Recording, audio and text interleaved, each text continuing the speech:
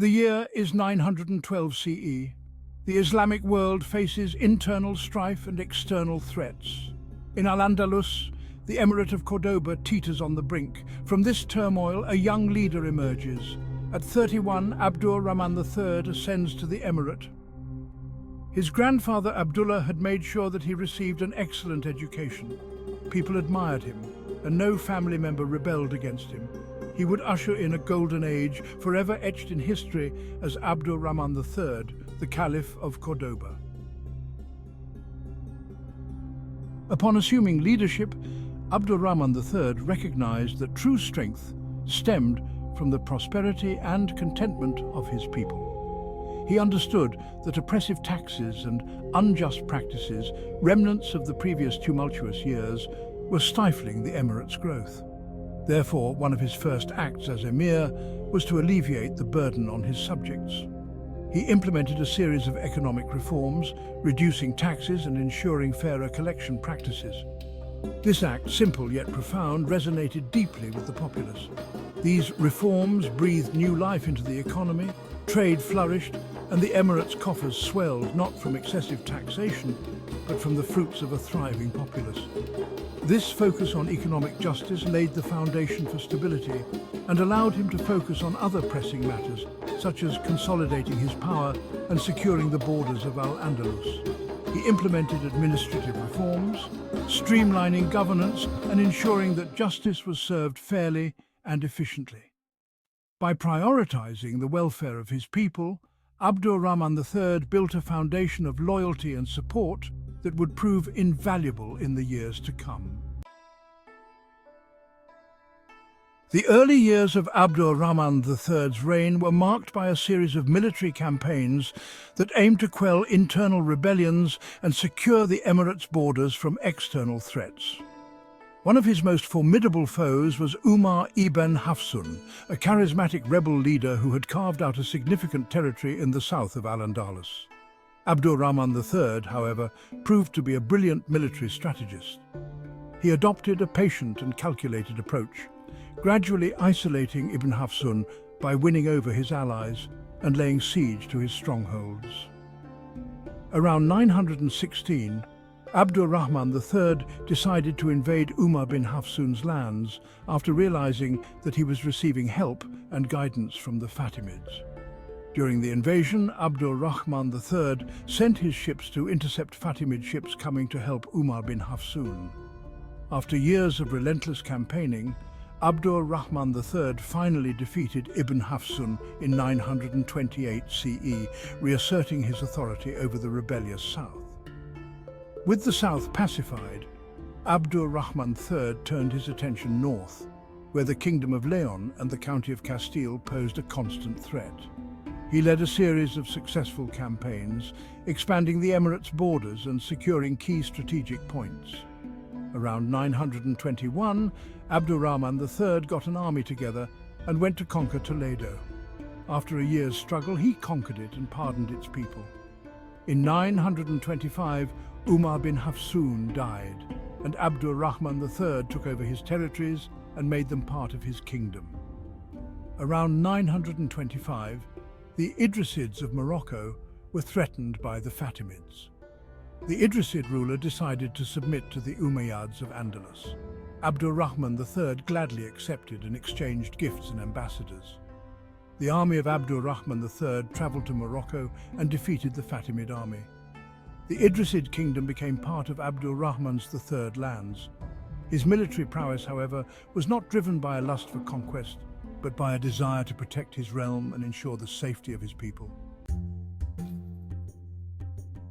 In 929 CE, Abdur Rahman III made a bold move that would have far-reaching consequences. He declared himself Caliph, a title that held both religious and political significance in the Islamic world. This declaration was not merely symbolic, it was a calculated move that aimed to solidify his authority, both within Al-Andalus and on the international stage. The title of Caliph, meaning successor or representative of the Prophet Muhammad, carried immense weight, and by claiming it, Abdur Rahman III was asserting his legitimacy as the rightful ruler of the Islamic West. This declaration had profound implications for the Emirate of Cordoba. It marked the transformation of the emirate into the Caliphate of Cordoba, elevating its status to that of a rival to the Abbasid Caliphate in Baghdad and the Fatimid Caliphs. Hence, three caliphs were ruling at this time in the Muslim world. The establishment of the Caliphate of Cordoba marked a turning point in the history of Al-Andalus. With the internal stability of Al-Andalus secured, Abdur Rahman III turned his attention to expanding his influence beyond its borders. He understood that the prosperity and security of the Caliphate depended on its relationships with its neighbours both near and far. He employed a combination of diplomacy and military might, skillfully navigating the complex web of alliances and rivalries that characterized the Mediterranean world in the 10th century. One of Abdur Rahman III's key foreign policy objectives was to secure control over the strategically important North African coast.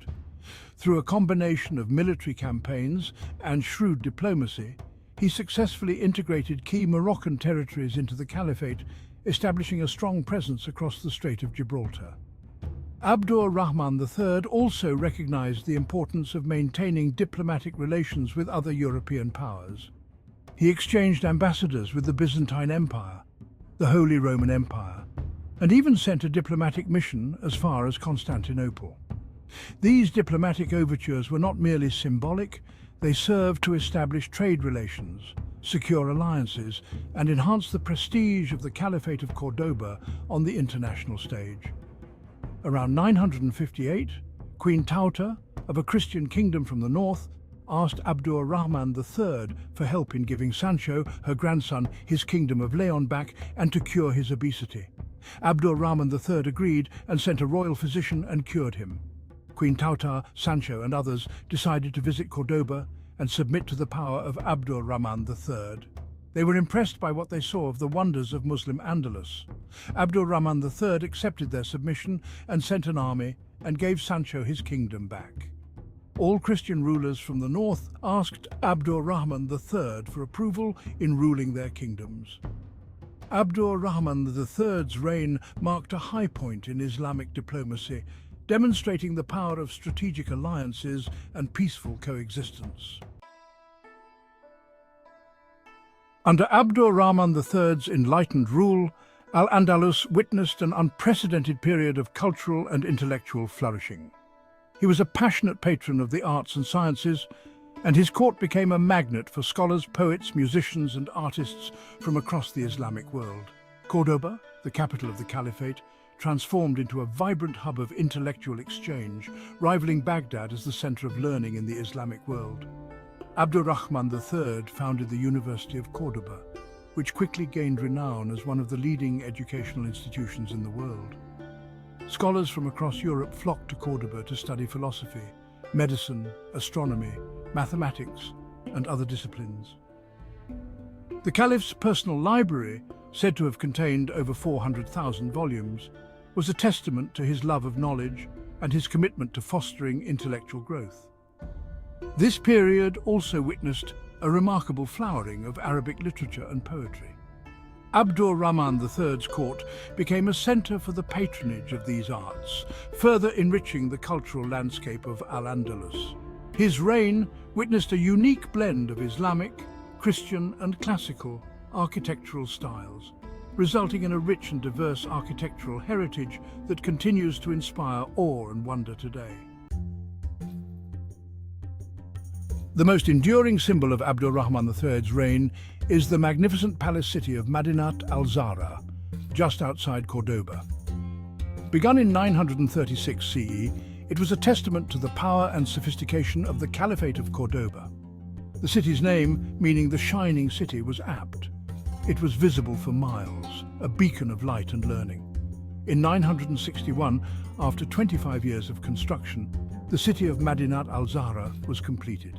It had been commissioned by Abdur Rahman III, dedicated to his Christian wife Zahra. The city was 4 miles from Cordoba, and it had wonders never seen before. Madinat al-Zahra was a sprawling city housing the caliph's court, government offices, mosques, gardens and workshops. It was meticulously planned with wide avenues, intricate water features and breathtaking gardens. The architecture blended Islamic, Christian and classical elements into a unique style. The palace was a masterpiece of design, with ornate arches, delicate columns, and intricately carved stucco work. Abdur Rahman III died in 961 CE after ruling for nearly 50 years. He left behind a legacy of peace, prosperity, and cultural achievement that would forever mark him as one of the greatest rulers in Islamic history. His reign witnessed the transformation of Al-Andalus from a fragmented and weakened state into a powerful and unified empire, a beacon of civilization in medieval Europe. His impact on Al-Andalus was profound and multifaceted. He restored peace and order, ending decades of internal strife and securing the borders of his realm. His economic reforms stimulated trade and prosperity, while his patronage of the arts and sciences transformed Cordoba into a center of learning and culture that rivaled Baghdad. His legacy extended beyond the borders of Al-Andalus, as he established diplomatic relations with European powers and secured the Caliphate's place on the international stage. Abdur Rahman III's reign is remembered as a golden age for Al-Andalus, a period of peace, prosperity, and cultural achievement that is still admired today. His story serves as a timeless reminder of the power of wise and just leadership and the transformative impact it can have on a society. The story of Abdur Rahman III holds timeless lessons about leadership, vision, and the power of a just society. He inherited a realm on the brink of collapse, torn by internal strife and external threats. Through wisdom and courage, he transformed Al-Andalus into a beacon of civilization. He invested in the well-being of his people, understanding true strength lay in their loyalty and prosperity. By implementing just laws and promoting economic opportunity, he created a thriving society. Abdur Rahman III also valued diplomacy and strategic alliances for true security. The reign of Abdur Rahman III stands as a testament to wise and just leadership. He transformed a realm in turmoil into a beacon of civilization, prioritizing justice, knowledge, and well-being. His story holds timeless lessons for our modern world. True leadership uplifts others, creating a just and equitable society.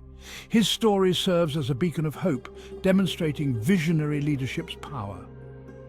The legacy of Abdur Rahman III continues to inspire, reminding us of the transformative power of wisdom and justice. Thank you for watching. We hope you found this journey through history enlightening and inspiring.